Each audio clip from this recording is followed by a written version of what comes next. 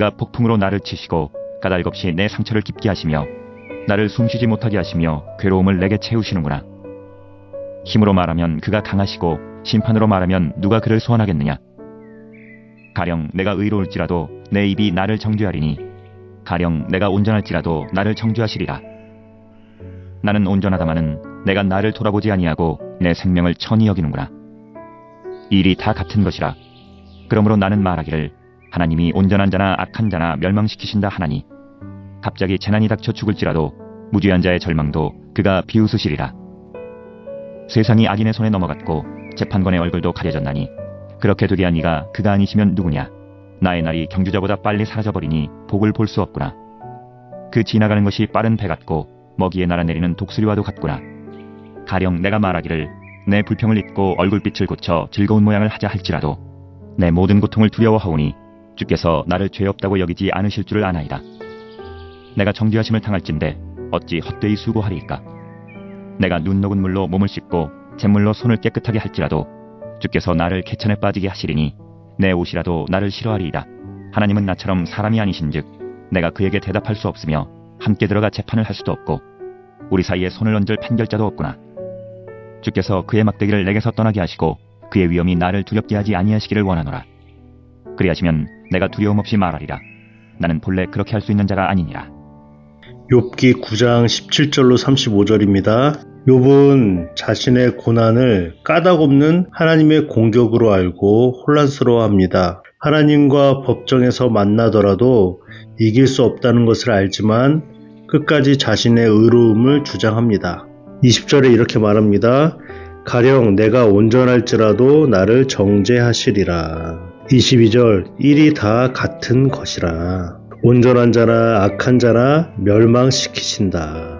욥은 하나님이 의로운 자신을 죄인처럼 대하시는 것을 이해할 수 없었습니다. 죄를 짓는 사람들, 다시 말해서 악인들과 자기 자신이 동일하게 정죄를 받고 있는 이 상황들, 만족스럽지 못한 것이죠. 사단 마귀는요, 늘 언제나 우리들에게 정죄감이요, 다시 말해서 죄책감을 일으킵니다. 우리는 잘 알고 있어요. 하나님께서는 사랑이라는 거잖아요. 사랑의 하나님.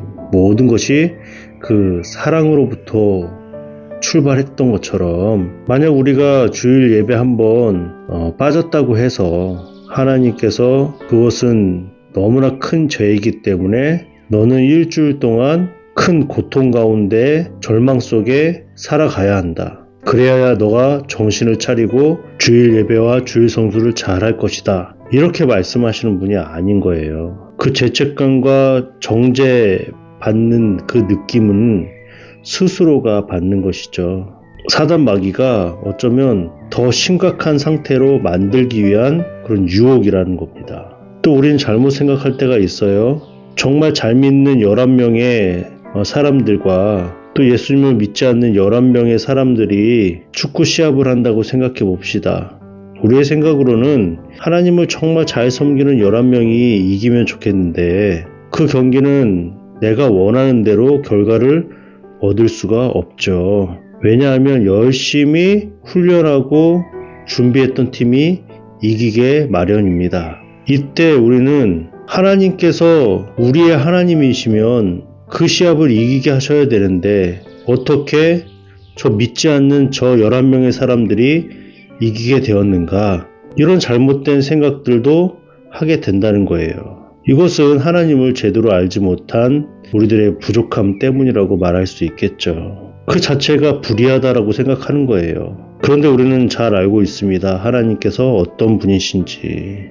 하나님의 모든 그 주권 아래에 우리의 삶이 움직여지고 있다는 사실을요. 33절에 말하고 있는 판결자가 있었으면 좋겠는데 사실 그 판결자도 없다라고 말하는 것이죠. 욥의 답답함과 고통뿐만 아니라 지금을 살아가는 우리들도 답답함과 고통 가운데 있지 않습니까? 까닭없는 그 고난 가운데 인내하며 살아가고 있지만 아무런 결론과 결과를 얻지 못한 채 살아가고 있는 우리의 인생 가운데 중보자 되시는 예수 그리스도가 있다는 거예요. 예수님을 바라보는 하루가 되었으면 좋겠습니다. 최선을 다하는 하루.